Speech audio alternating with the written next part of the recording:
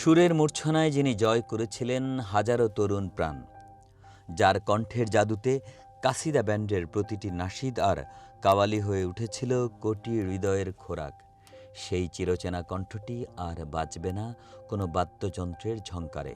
কবির প্রিয়া ঢাকা বিশ্ববিদ্যালয়ের সঙ্গীত বিভাগের সাবেক শিক্ষার্থী এবং জামাত নেতা অধ্যাপক মিয়া গোলাম পরোয়ারের পুত্র আহমদ আতাউল্লাহ সালমান ঘোষণা দিয়েছেন, এখন থেকে তিনি আর মিউজিক বা বাদ্যযন্ত্রের সাথে গান গাইবেন না।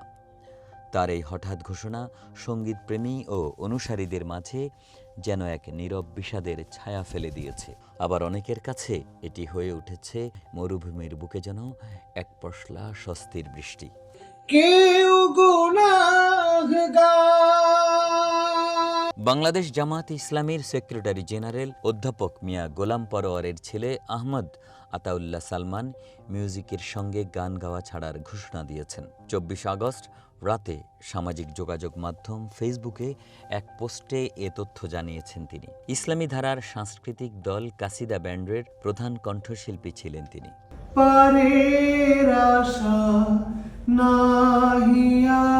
আহমদ আতাউল্লাহ সালমান ফেসবুকে লিখেছেন একটি ঘোষণা, দুঃখ প্রকাশ ও দোয়ার দরখাস্ত।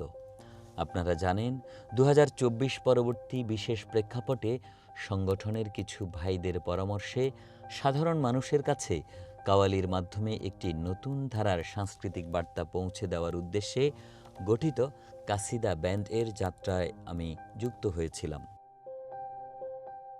কখনো কখনো সুরের চেয়েও আদর্শের টান বড় হয়ে দাঁড়ায়, কখনো বা বাদ্যযন্ত্রের ঝংকার ছাপিয়ে হৃদয়ের শুদ্ধতার আকুতি প্রবল হয়ে ওঠে। সালমানের এই সিদ্ধান্তে মিশে আছে পরিবারের চাওয়া, শুভাকাঙ্ক্ষীদের ভালোবাসা আর একান্ত আত্ম উপলব্ধি। 2024-এর বিশেষ প্রেক্ষাপটে যেই নতুন সাংস্কৃতিক বিপ্লবের স্বপ্ন নিয়ে তিনি যাত্রা শুরু করেছিলেন, সেই যাত্রাপথে তিনি হয়তো খুঁজে পেয়েছেন এক নতুন দিগন্ত, যেখানে সুর থাকবে কিন্তু তা হবে কেবলই কণ্ঠের মাধুর্যে মোড়ানো, কৃত্রিম বাদ্যযন্ত্রহীন।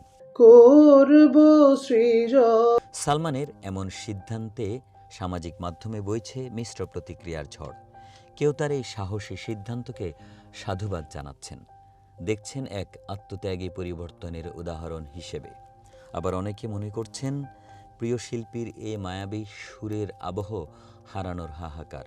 কিন্তু শিল্পী সালমান নিজে বেছে নিয়েছেন এক প্রশান্তির পথ।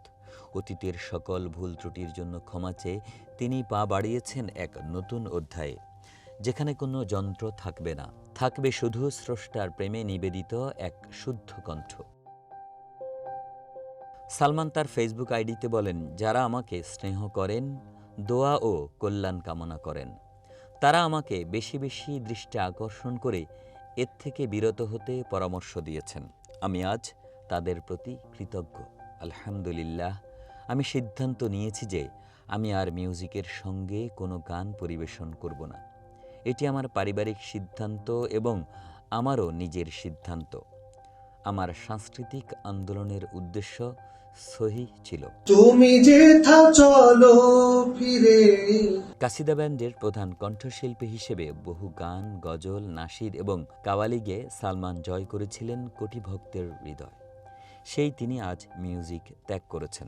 বড় মোহময়। এক শিল্পীর জীবনে এর চেয়ে বড় ত্যাগ আর কি হতে পারে, যখন তিনি নিজের প্রিয় মাধ্যমটিকে আদর্শের খাতিরে বদলে ফেলেন।